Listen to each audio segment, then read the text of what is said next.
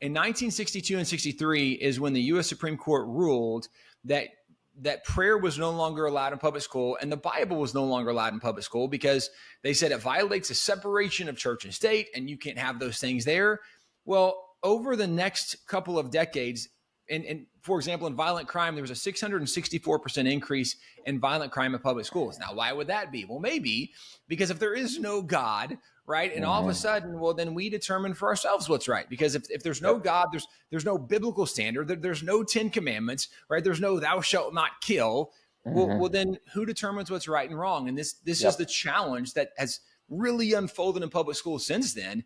Is we've moved away from an objective moral standard of behavior. And now kids don't know what's right and wrong. They don't know what's true. They don't even know what's a boy and a girl anymore because there is no objective standard for truth and morality.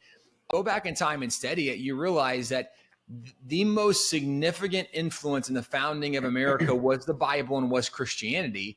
So significant, the founding fathers said that America will not remain. America will not work. The Constitution won't work if you remove the Bible, if you remove Christianity. And today there's a lot of people recognizing the brokenness of the nation and they're looking for all kinds of solutions. And even now, right, we're in the middle of a political cycle and season and people think that a politician will fix the system. Well, politicians make a difference. It would be like looking at an iPhone and someone saying like, well, how is that thing built? And like trying to explain it and say, but you don't need to have a degree in mechanical or electrical engineering. You can do it without those things. It's like, no, you can't.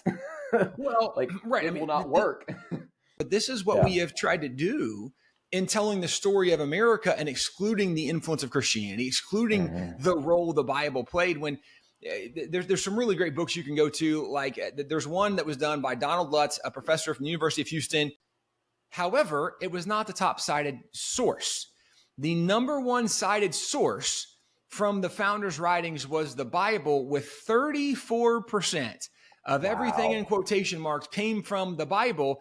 And where it gets even more interesting to me, he says, we only included what was in quotation marks. He said, however, in reading their letters and their writings, we noticed many more references to scripture, to Bible characters and Bible stories and Bible examples than what were in quotation marks. And I've noticed that we have, we have in God we trust on our money, but we've tried to sterilize it and make it just this, just God, this thing.